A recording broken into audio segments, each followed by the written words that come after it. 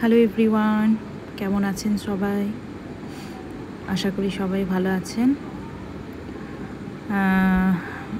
গত শুক্রবারের একটা ঘটনা, খুবই মর্মান্তিক একটা ঘটনা, খুবই দুঃখজনক একটা ঘটনা, যেটা না বললেই নয়।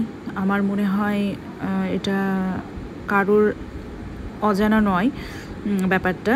আসলে যে মেডিকেল স্টুডেন্টের সাথে গণধর্ষণ করা হয়েছে, কতটা সত্য বলতে পারছি না, কিন্তু যাই হোক কিছু তো একটা হয়েছে। তো দেশের অবস্থা খুবই শোচনীয়। পরবর্তী জেনারেশন যারা বাচ্চা আছে বা আমাদের বাচ্চাদের ছেলে মেয়েদের আমরা কিভাবে পড়াশোনা করাবো বা বাইরে এইভাবে রাখার সাহসী বা কী করে পাবো। গত বছরের যে আরজি করের ঘটনাটা, সেটাও খুবই একটা দুঃখজনক। বিচার তো পাওয়াই গেল না। তো খুবই চিন্তার বিষয়। আমাদের জীবনটা যেরকমভাবে কেটেছে সেরকমভাবে আর কাটার মতো কোনো কিছুই দেখছি না। বাচ্চাদের পড়াশোনা করানো, বাচ্চাদের বাইরে রেখে কিছু করানো মানে খুবই চাপের। তো খুবই খারাপ লাগছিল, খারাপ লাগারই একটা বিষয়। যাই হোক, কি করা যায় আর। আমরা শুধুমাত্র চিন্তিত হতে পারি, তার বেশি কিছুই আর মানে করতে পারি না। আন্দোলন করতে পারি, তার চেয়েও বেশি আর কিছু করা যায় না। ফলাফল জিরো, কারণ কিছুই ফলাফল পাই না।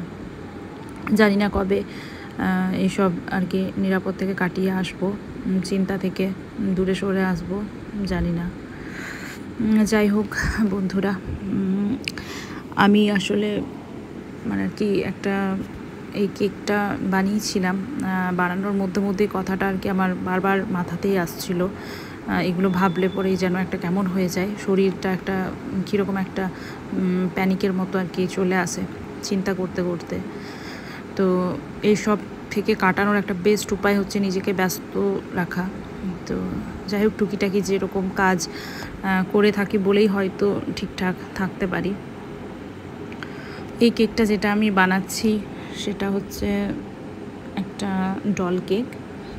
তো এই যে কেকের মধ্যে যে ওয়েব ডিজাইনটা, এটা করার জন্য আমি অনেকবার প্র্যাকটিস করেছি, বাট তখন করতে পারিনি।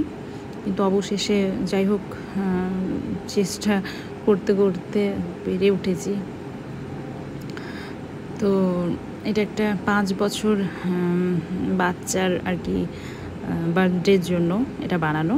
আর সেই বাচ্চাটা আমার নিজেরই দাদার মেয়ে।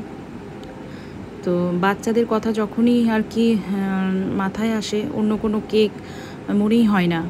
কি জানি কেন ডল কেকটা একটা মানে খুব সুইটেবল, তাদের প্রতি মনে হয় যেন মাথায় এটাই ফট করে আসে যে একটা ডল কেক বানায়। আর ওরা খুবই পছন্দও করে ডল কেকটা। তবে পিঙ্ক কালার অনেক করে এসেছি বলে ভাবলাম যে একটু অন্যরকম কিছু করি, তো তাই পার্পেল কালারটা করেছি। পার্পেল কালারটা কেমন লাগছে জানাবেন। আর ছোট্ট মতো এটা একটা মানে 1 পাউন্ডের ওজনে করেছি আমি।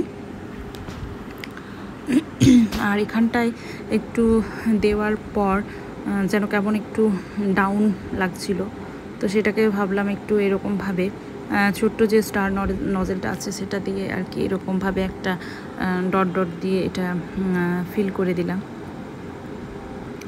আর খুবই ধৈর্যের ব্যাপার, মানে যতটা দেখতে ইজি মনে হয় ততটা তো ইজি নয়।